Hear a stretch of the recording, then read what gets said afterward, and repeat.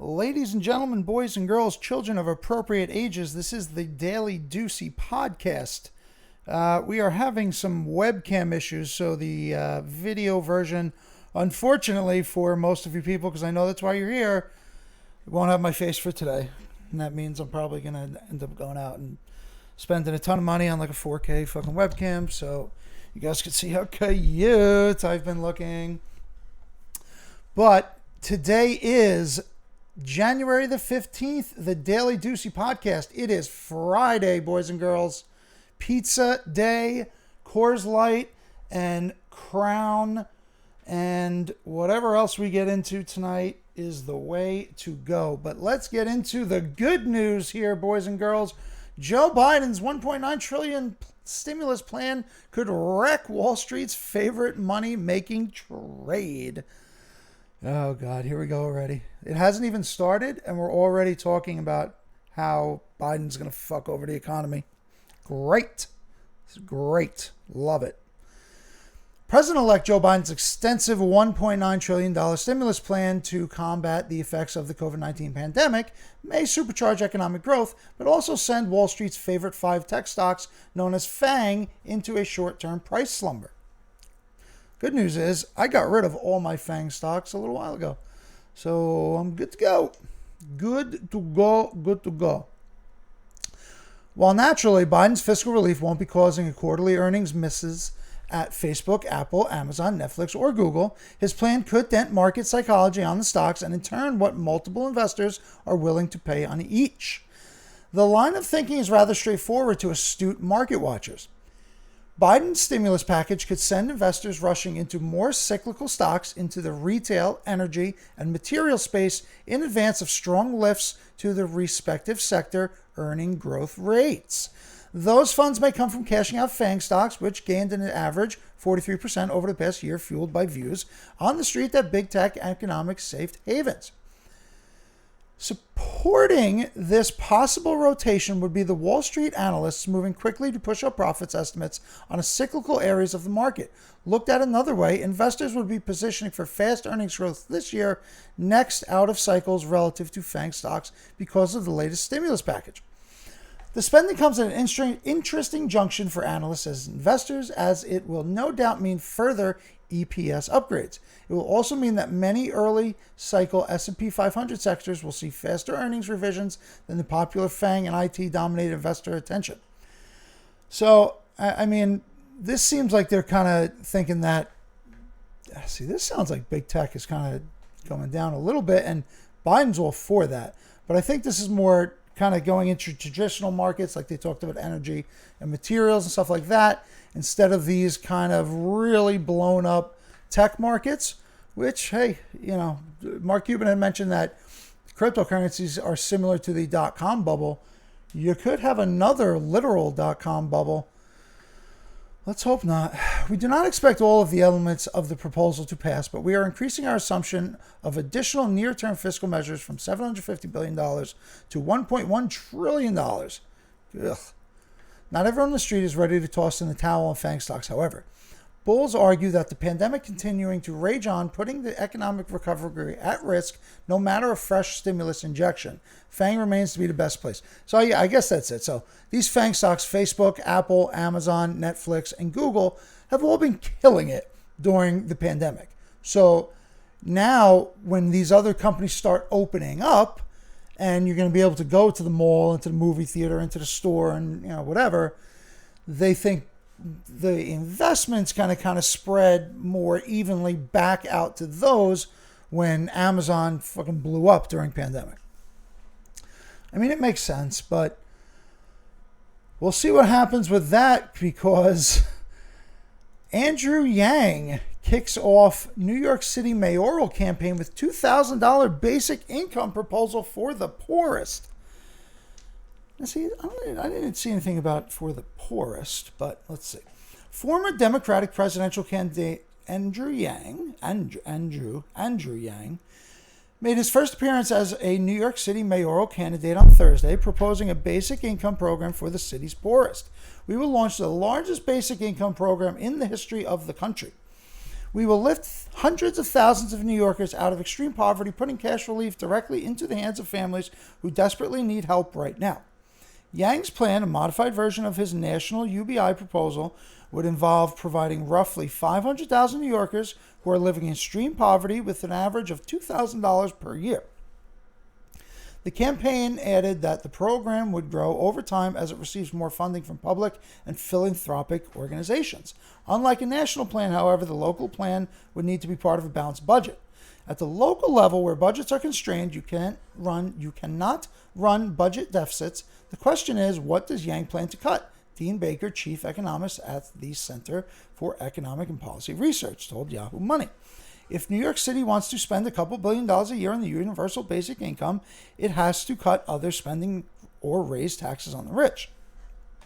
So, guess what? Liberal Deucey is kind of okay with this. And I was kind of yang when he was running for president. Like, I've watched a good number of interviews on him. He did a 3-hour interview with Rogan. And he's really smart, man. He is a business guy. He is basically a philanthropic businessman. And in reality, some of these things, call me Deucey socialist, but some of these things may work out in the long term as boosting the economy, which this is what I agree with. So, the comeback is that poor people are going to take it and fucking blow it on drugs, or they're not going to know how to use it or whatever. But I don't really know if that's true. I think the large majority of that money will get recycled back into the economy, which is a good kickstart for the economy, especially now that we're in such a shithole, especially in New York City, which is really, really fucking hurting. So, I kind of think that's a good idea. But you, have to see where the money comes from, and, see if it actually ends up getting passed. I'm all for Andrew Yang. I think this can work, and, knowing kind of as much as I do about technology and automation and a lot of these things coming up, we're probably going to have to do something in the regards of a universal basic income, because these low-level menial jobs are very soon not going to exist anymore. Almost everything is going to be done by robots, by machines, by AI, and no company is going to pay human more money for infinitely less efficiency in work. It's just not going to, we're going to have to do something when it comes down to, literal robots taking your jobs. So I'm not necessarily against it. There will, of course, be expenses associated with getting the money out, which, given those numbers, doesn't seem like he's included them. Baker noted this isn't going to be an easy task where you can just say, we got 500,000 lowest income people and send them a check. Okay. With the distribution of 2 rounds of direct payments in the last 9 months and the potential of a third one coming in 2021, direct payments to Americans have become a popular bipartisan option. 2 years ago, no one would have thought that Congress would ever directly send tens of millions of Americans around the country money with no strings attached, Yang said at the event. But last year, our federal government sent $1,200 to tens of millions of Americans to help stabilize families and the economies. He's abso-fucking-lutely right. Like, what are we talking about? All right. So, what we could be talking about and people using their free money for is that weed. Could Montclair, this fucking lady, dude, this lady's picture is the same one as the fucking one I got really angry with about teaching kindergartners about trannies yesterday. Get this lady out of here. I don't even know who she is. I think that's is that Loretta? I don't know. Could Montclair, New Jersey become the weed capital of... All right, fuck me, I'm sorry. Could Montclair become the weed capital of New Jersey? Here's what cannabis operators say.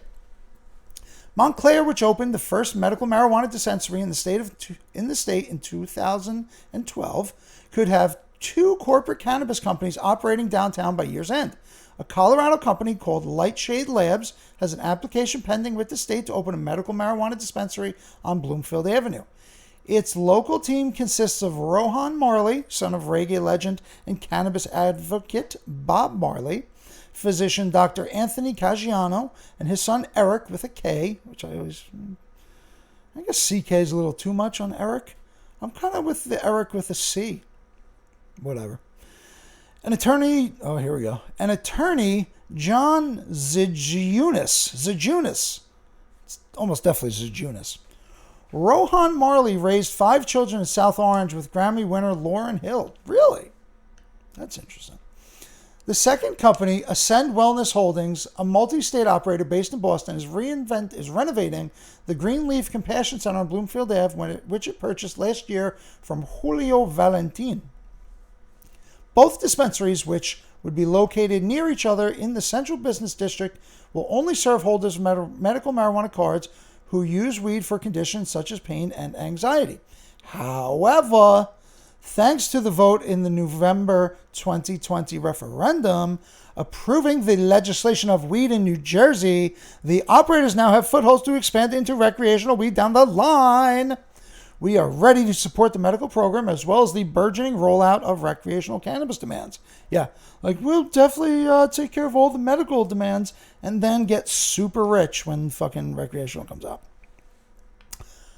It's a population center. The town's location in the middle of densely populated Essex County is one, according to Ascend CEO Abner Curtin.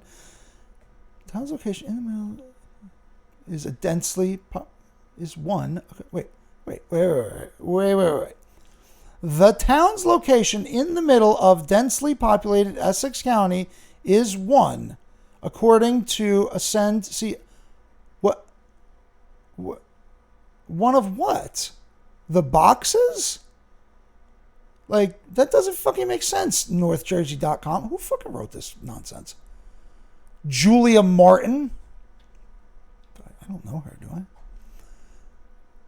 There are currently only a dozen dispensaries in the state serving 100,000 people, cannabis patients, with thousands more patients joining the rolls every month. Because demand far outstrips supply, having 2 dispensaries on the same street would not be redundant.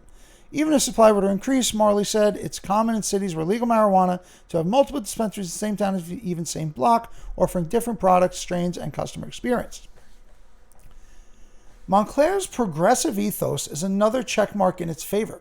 While some New Jersey towns such as Monmouth and Spring Lake have banned dispensaries, Montclair's town council, business owners, and residents have shown overwhelming support for a second dispensary, according to Zijunis Ilgauskas. Montclair is very forward-thinking. Finding locations is a needle in the haystack process because towns can opt in and out. You need to have a community behind it. At a time when Montclair's many small businesses are struggling to stay afloat, bringing dispensaries downtown along with foot traffic and tax revenue could be a godsend. Yeah, oh God, here we go.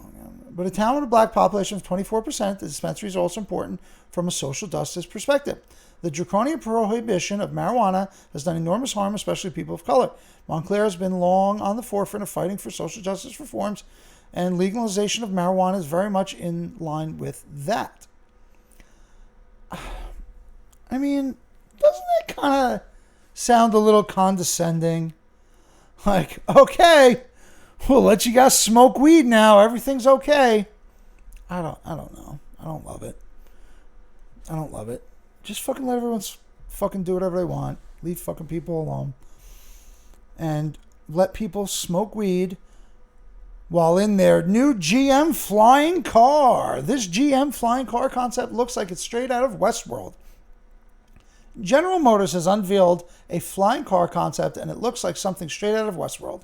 The flying car concept doesn't have an official name, but is designed to be a single-seater electric vertical takeoff and landing eVTOL aircraft. So this is probably what they will actually end up being. They're basically like drones, like with the rotors, but they have like multiple drones that just pick up a heavier thing. Like, that makes sense, dude. Now, what I don't think is people are going to be actually flying these. I think these will pretty much be all AI. But, I mean, I guess, do you have to have like an emergency control if you're just doing all AI? I don't know. The vehicle was unveiled as part of Cadillac's Halo portfolio of designs so it's a long way from becoming a practical mode of transport. That said, Cadillac has a few of its mechanics figured out. The eVTOL aircraft will supposedly use a GM Ultium battery and has a 90 kilowatt per hour electric motor to power 4 rotors similar to a drone. Just like fucking Deucey told you. It also features a pack and an ultra lightweight body with 4 pairs of rotors. Meanwhile, the largely glass cabin offers a panoramic view of the world below you. Unfortunately, that's all we know about the eVTOL concept, as the GM spokesman declined to share any more details on it. So it's got it flying around cities. It does look basically exactly like the Westworld one. Like, so if you watch Westworld, it's basically a carbon copy. And if you're watching the video, it's here. If not on the Anchor, then it's basically a carbon copy. It's 4 drone propellers, like kind of like 4 helicopters, and then a goofy looking thing in the middle. All right, 15. We're going to cut this one short because this is, I guess it was supposed to be fucking 15 minutes. They've all ended up being gigantic rants that I go on because it's the weekend. Tomorrow, going to be cutting up a lot of clips from the past 2 weeks. Going to be posting those. And we are interviewing a MAGA supporter who was attending the Capitol rally when everything went to shit. So we will have a long form podcast for you guys next week. And we will see you soon.